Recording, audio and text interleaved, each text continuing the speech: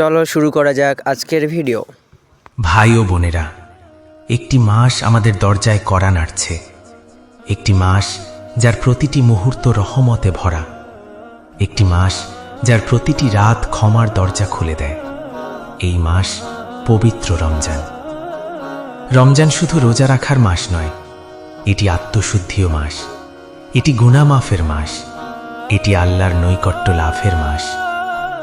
রাসূল সাল্লাল্লাহু আলাইহি ওয়াসাল্লাম বলেছেন, রমজান শুরু হলে জান্নাতের দরজা খুলে দেওয়া হয়, জাহান্নামের দরজা বন্ধ করে দেওয়া হয়, আর শয়তানকে শিকলবন্দি করা হয়।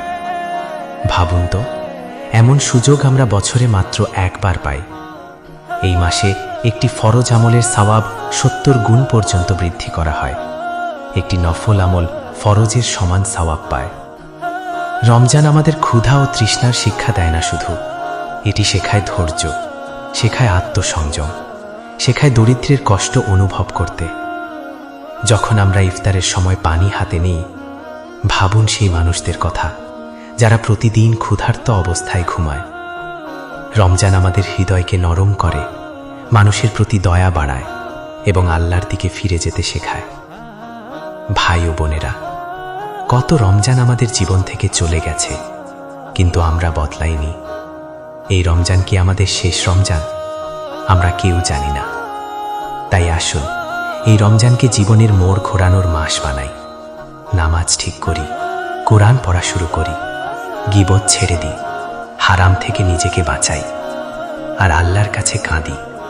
কারণ রমজানের প্রতিটি সিজদা, প্রতিটি দোয়া, প্রতিটি অশ্রু আল্লাহর কাছে অমূল্য। আর ভুলবেন না, এই মাসেই আছে হাজার মাসের চেয়েও উত্তম রাত, লাইলাতুল কাদর, যে রাতের ইবাদত ৮৩ বছরের ইবাদতের চেয়েও উত্তম। ভাই ও বোনেরা, রমজান এসেছে আমাদের পরিবর্তন করতে, আমাদের ক্ষমা করতে, আমাদের জান্নাতের পথে ফেরাতে। আসুন আমরা দোয়া করি, আল্লাহ যেন আমাদের রমজানকে কবুল করেন, আমাদের গুনাহ মাফ করেন এবং আমাদের জান্নাত নসিব করেন। আমিন।